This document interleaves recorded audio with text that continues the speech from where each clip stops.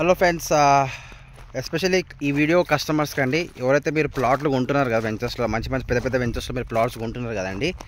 RERA DTCP, suppose DTCP come RERA approve అంటారు, approve ventures అంటారు కదా.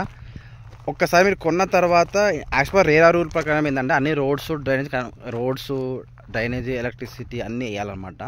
ఇప్పుడు చూపిస్తాను, ఇది రేరా ప్రాజెక్ట్ అండి. ఇది ఆల్మోస్ట్ 5 years బ్యాక్ వేసారు వెంచర్ అనమాట. ఇంకా దీనికి బీటీ రోడ్ వేయలేదు, జస్ట్ కంకర్ వేసి వదిలేశారనమాట. ఓకే, ఎలక్ట్రిసిటీ డ్రైనేజ్ ఇచ్చారు, ఇక మెయింటెనెన్స్ కూడా లేదండి. ఎక్కువ బీర్ షీషలు,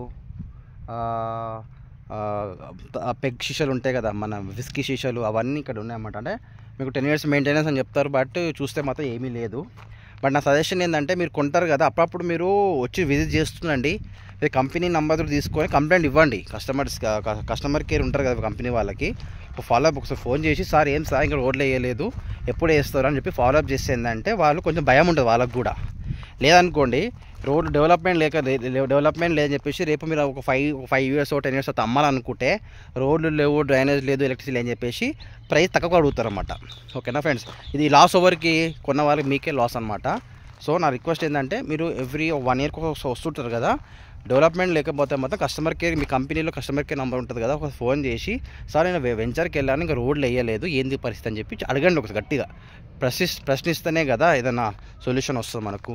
ఏదో కొన్నామా కొన్నాము మళ్ళీ పోలేదు ప్లాట్ దగ్గరికి అని చాలామంది ఉన్నారన్నమాట మన దగ్గర. నాకు చాలామంది చూసి చెప్తుంటారు, వెంచర్ లొకేషన్ పంపించమంటే నేను చూడలేదు సార్, నేను కొన్నప్పుడు పోయినాను, మళ్ళీ 5 years అది ఇంతవరకు ఫోనే పోలేదు అని చెప్పి చెప్తుంటారు అన్నమాట. అట్లా కాదు, మీరు కష్టపడే పైసా బట్టి చూసి ఎవ్రీ 6 monthsకు 1 yearకి వస్తూ వెళ్తూ ఉండండి.